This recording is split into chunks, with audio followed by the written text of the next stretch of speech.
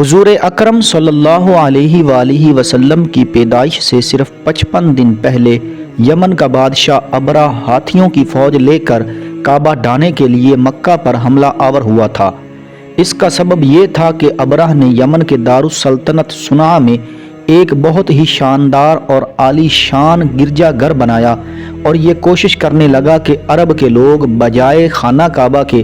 یمن آ کر اس گرجا گھر کا حج کیا کریں۔ جب مکہ والوں کو یہ معلوم ہوا تو قبیلہ کنانہ کا ایک شخص غیظ و غضب میں جل بن کر یمن گیا اور وہاں جا کے گرجا گھر میں پاخانہ کر کے اس کو نجاست سے لت پت کر دیا۔ جب ابرہ نے یہ واقعہ سنا تو وہ طیش میں آپے سے باہر ہو گیا اور خانہ کعبہ کو ڈھانے کے لیے ہاتھیوں کی فوج لے کر مکہ پر حملہ کر دیا، اور اس کی فوج کے اگلے دستے نے مکہ والوں کے تمام اونٹوں اور دوسرے مویشیوں کو چھین لیا۔ اس میں سے 400 اونٹ حضرت عبد المطلب کے بھی تھے۔ حضرت عبد المطلب کو اس واقعہ سے بڑا رنج پہنچا، چنانچہ آپ اس معاملہ میں گفتگو کرنے کے لیے اس کے لشکر میں تشریف لے گئے۔ جب ابرہ کو معلوم ہوا کہ قریش کا سردار اس سے ملاقات کرنے کے لیے آیا ہے تو اس نے آپ کو اپنے خیمے میں بلا لیا، اور جب حضرت عبد المطلب کو دیکھا کہ ایک بلند قامت، روبدار اور نہایت ہی حسین و جمیل آدمی جن کی پیشانی پر نور نبوت کا جاہ و جلال چمک رہا ہے، تو صورت دیکھتے ہی ابرہ مرعوب ہو گیا اور بے اختیار تخت شاہی سے اتر کر آپ کی تعظیم و تکریم کے لیے کھڑا ہو گیا اور اپنے برابر بٹھا کر دریافت کیا کہ کہیے سردار قریش، یہاں آپ کی تشریف آوری کا کیا مقصد ہے؟ حضرت عبد المطلب نے جواب دیا کہ ہمارے اونٹ اور بکریاں وغیرہ جو آپ کے لشکر کے سپاہی ہانک لائے ہیں، آپ ان سب مویشیوں کو ہمارے سپرد کر دیجئے۔ یہ سن کر ابرہ نے کہا کہ اے سردار قریش، میں تو یہ سمجھتا تھا کہ آپ بہت ہی حوصلہ مند اور شاندار آدمی ہیں، مگر آپ نے مجھ سے اپنے اونٹوں کا سوال کر کے میری نظروں میں اپنا وقار کم کر دیا ہے۔ اونٹ اور بکری کی حقیقت ہی کیا ہے؟ میں تو آپ کے کعبہ کو توڑ پھوڑ کر برباد کرنے کے لیے آیا ہوں، آپ نے اس بارے میں کوئی گفتگو نہیں کی۔ حضرت عبد المطلب نے کہا، مجھے تو اپنے اونٹوں سے مطلب ہے، کعبہ میرا گھر نہیں ہے بلکہ وہ خدا کا گھر ہے، وہ خود اپنے گھر کو بچا لے گا، مجھے کعبہ کی ذرا برابر بھی فکر نہیں ہے۔ یہ سن کر ابرہ اپنے فرعونی لہجے میں کہنے لگا، اے سردار مکہ، سن لیجئے، میں کعبہ کو ڈھا کر اس کی اینٹ سے اینٹ بجا دوں گا اور روئے زمین پر اس کا نام و نشان مٹا دوں گا، کیونکہ مکہ والوں نے میرے گرجا گھر کی بڑی بے حرمتی کی ہے، اس لیے میں اس کا انتقام لینے کے لیے کعبہ کو مسمار کر دینا ضروری سمجھتا ہوں۔ حضرت عبد المطلب نے فرمایا کہ پھر آپ جانے اور خدا جانے، میں آپ سے سفارش کرنے والا کون؟ اس گفتگو کے بعد ابرہ نے تمام جانوروں کو واپس کر دینے کا حکم دے دیا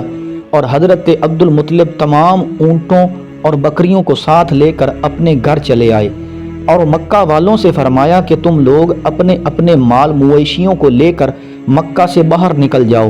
اور پہاڑوں کی چوٹیوں پر چڑھ کر چھپ جاؤ۔ مکہ والوں سے یہ کہہ کر پھر خود اپنے خاندان کے چند آدمیوں کو ساتھ لے کر خانہ کعبہ میں گئے اور دروازہ کا حلقہ پکڑ کر انتہائی بے قراری اور گریہ وزاری کے ساتھ دربار باری میں اس طرح دعا مانگنے لگے کہ اے اللہ، بے شک ہر شخص اپنے اپنے گھر کی حفاظت کرتا ہے، لہٰذا تو بھی اپنے گھر کی حفاظت فرما اور صلیب والوں اور صلیب کے پجاریوں کے مقابلے میں اپنے اطاعت شعاروں کی مدد فرما۔ حضرت عبد المطلب نے یہ دعا مانگی اور اپنے خاندان والوں کو ساتھ لے کر پہاڑ کی چوٹی پر چڑھ گئے اور خدا کی قدرت کا جلوہ دیکھنے لگے۔ ابرہ جب صبح کعبہ ڈھانے کے لیے اپنے لشکر جرار اور ہاتھیوں کی قطار کے ساتھ آگے بڑھا اور مقام مغمس پر پہنچا تو خود اس کا ہاتھی، جس کا نام محمود تھا، ایک دم بیٹھ گیا اور بار بار للکارا مگر ہاتھی نہیں اٹھا۔ اسی حال میں قہر الہی ابابیلوں کی شکل میں نمودار ہوا اور ننھے ننھے پرندے جھنڈ کے جھنڈ، جن کے چونچ اور پنجوں میں 3 کنکریاں تھیں، سمندر کی جانب سے حرم کعبہ کی طرف آنے لگے۔ ابابیلوں کے ان لشکروں نے ابرہ کی فوج پر اس زور و شور سے سنگ باری شروع کر دی